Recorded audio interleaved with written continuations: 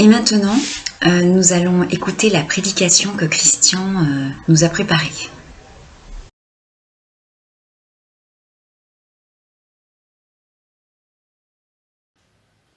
Chers amis, frères et sœurs, bonjour. Notre époque actuelle et la période que nous traversons est particulièrement anxiogène et violente. Anxiogène parce que l'avenir sanitaire et social est incertain. La peur de la maladie ou de la précarité sociale hante nos concitoyens et parfois nous-mêmes. La violence est partout, sans même parler du terrorisme, ce qui se passe par exemple autour de l'élection aux États-Unis, ce qui se passe sur les réseaux sociaux, sur les forums où la violence se déchaîne, ou plus proche de nous, les violences familiales liées au confinement nous rappellent que les conflits, la haine, la violence, l'injustice sont bien présents dans notre monde, et même dans nos foyers, voire dans nos églises. Les dégâts sont parfois si profonds que nous sentons impuissants, comme paralysés par le désespoir. Alors, la paix nous semble quelque chose de lointain que nous connaîtrons quand nous serons au ciel. Mais la question se pose, la paix est-elle possible ici-bas ? Être artisan de paix, n'est-ce pas la vocation que Dieu adresse à ses enfants ? Ces questions interrogeaient déjà saint François d'Assise, et dans sa prière, il nous invite à chercher en Dieu la réponse. Seigneur, fais de moi un instrument de paix. Saint François d'Assise avait compris qu'il fallait que ce soit la paix de Dieu qui vienne en nous et que seul Dieu pouvait nous donner moyen d'être instrument de paix. Alors, en priant avec saint François d'Assise, Seigneur, fais de nous des ouvriers de paix, de quelle paix parle-t-on ? Et je crois que la prière de saint François d'Assise la précise, parce qu'après avoir introduit sa prière ainsi, Seigneur, fais de moi un instrument de paix, il la décline comme suit. Là où il y a de la haine, que je mette l'amour, là où il y a de l'offense, que je mette le pardon, là où il y a de la discorde, que je mette l'union, là où il y a l'erreur, que je mette la vérité, là où il y a le doute, que je mette la foi, là où il y a le désespoir, que je mette l'espérance, et là où il y a de la tristesse, que je mette la joie. Et c'est bien cette riche palette de couleurs que revêt la paix que nous offre Dieu et qu'il nous invite à porter. Une paix qui se substitue à la haine. Une paix qui met du pardon dans nos cœurs et du pardon réciproque. Alors ce sera une paix qui ramène l'harmonie et l'unité. Une paix qui relève la personne et qui restaure la confiance.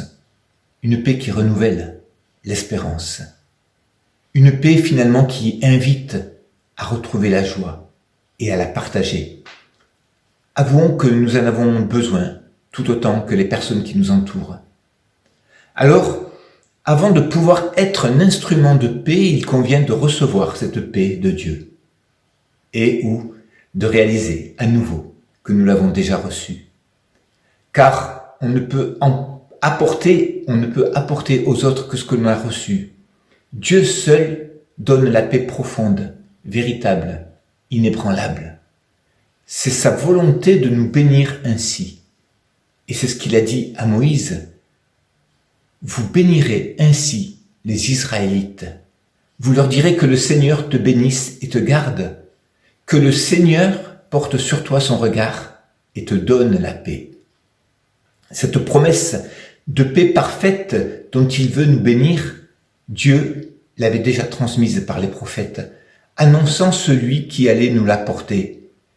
Souvenez-vous ces textes que l'on lit souvent à Noël et qui se trouvent dans le prophète Ésaïe.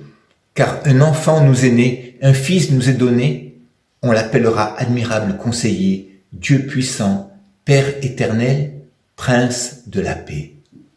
Renforcer la souveraineté et donner une paix sans fin au trône de David dès maintenant et à toujours, voilà ce que fera le Seigneur dans son ardent amour. Alors oui, Jésus est venu nous apporter la paix. Et il dira à la fin de son ministère terrestre, je pars, mais je vous laisse la paix. C'est ma paix que je vous donne. Je ne vous la donne pas comme le monde la donne. C'est pourquoi ne soyez pas troublés et n'ayez aucune crainte en votre cœur. Jésus connaissait les difficultés, les épreuves qui allaient venir toucher, frapper ses disciples. Ces difficultés, ces épreuves que nous traversons sans doute aussi.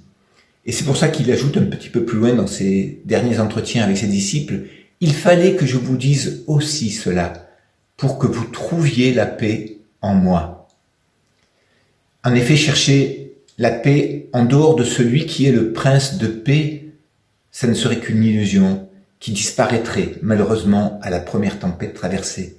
Et Jésus le sait. Alors, plein de compassion pour son peuple, en regardant la ville de Jérusalem et en pleurant sur celle-ci, il dit, on est encore quelques jours avant sa mort, « Ah, si seulement tu avais compris, toi aussi, en ce jour, de quoi dépend ta paix. » Mais hélas, à présent, tout cela est caché à tes yeux. Alors la question se pose, et nous? Et nous, avons-nous compris de quoi dépend notre paix? Quelle est la paix que nous voulons transmettre? Et c'est l'apôtre Paul, dans son style caractéristique particulièrement condensé, qui va nous éclairer sur cette paix que Dieu nous offre. Un texte qui se trouve dans le livre aux Éphésiens. Souvenez-vous donc de ceci, nous dit Paul. Souvenez-vous donc de ceci, vous étiez autrefois sans Christ, étrangers aux alliances de la promesse, sans espérance et sans Dieu dans le monde. Mais maintenant, en Jésus-Christ, vous qui autrefois étiez loin, vous êtes devenus proches par le sang du Christ. Car c'est lui qui est notre paix. Lui qui a fait que les deux soient un en détruisant le mur de séparation, l'hostilité.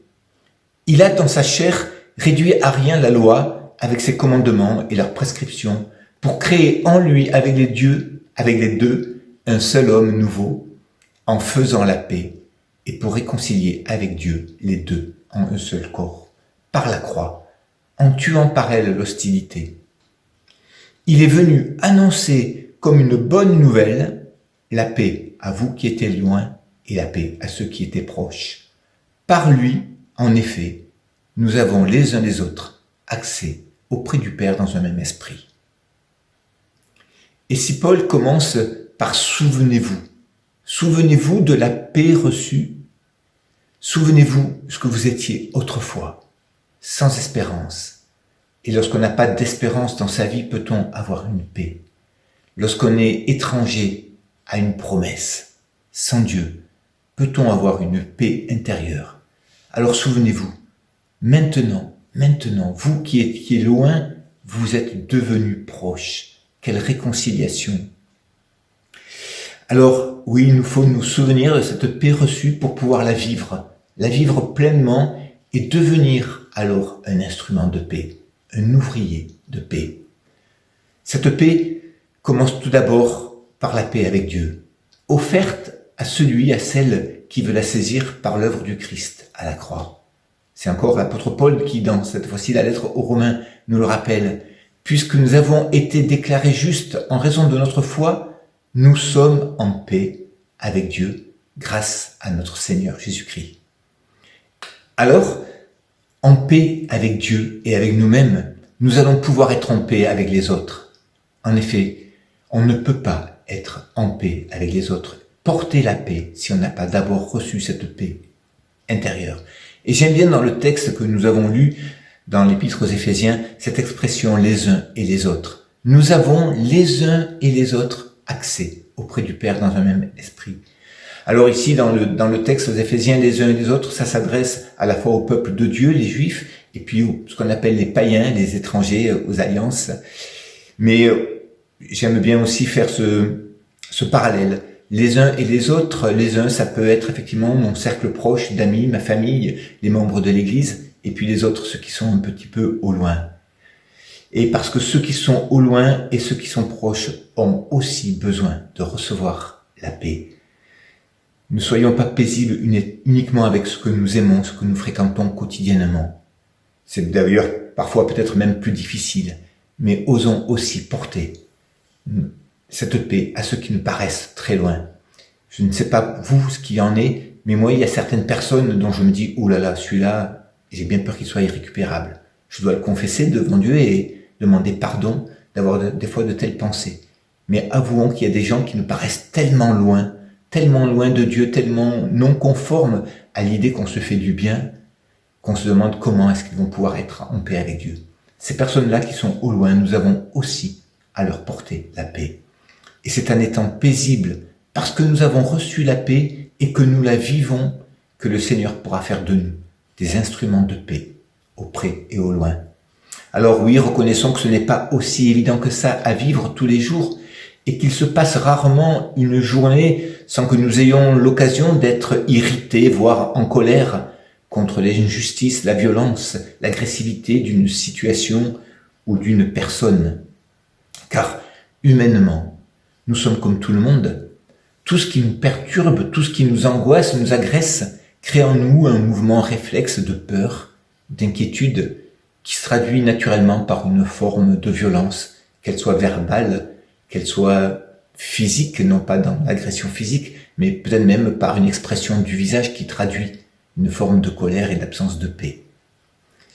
Alors être dans ces circonstances un instrument de paix, quand tout va bien, ok, cela peut être possible à la limite. À la limite, je peux être un instrument de paix. Mais dans des situations critiques, extrêmes, je pense dans des situations de guerre, suite à des attentats, suite à des persécutions, comment est-ce possible d'être un instrument de paix, de recevoir la paix et de pouvoir la donner? Encore une fois, la parole biblique ne nous impose pas quelque chose d'impossible, mais elle nous rappelle simplement que Dieu viendra nous aider. C'est l'apôtre Paul dans la lettre qu'il adresse aux Corinthiens qui nous dit « Au reste, frères, soyez dans la joie, tendez à la perfection, consolez-vous, ayez une même pensée, vivez en paix, et le Dieu d'amour et de paix sera avec vous. » Dieu sera avec nous. Dieu est avec nous. Dieu est en nous par son esprit. Son esprit en nous nous est indispensable parce que être porteur de sa paix passe nécessairement par une lutte. Pas une bataille au sens humain, mais une lutte spirituelle. Paul, dans sa lettre aux Éphésiens, nous le rappelle. Nous n'avons pas à lutter contre la chair et le sang, mais contre les dominations et les ténèbres d'ici-bas, contre les esprits du mal.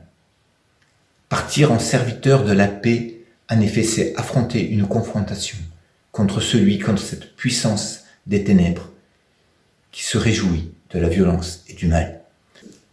Alors, Paul nous invite à prendre l'épée de l'esprit qui est la parole de Dieu.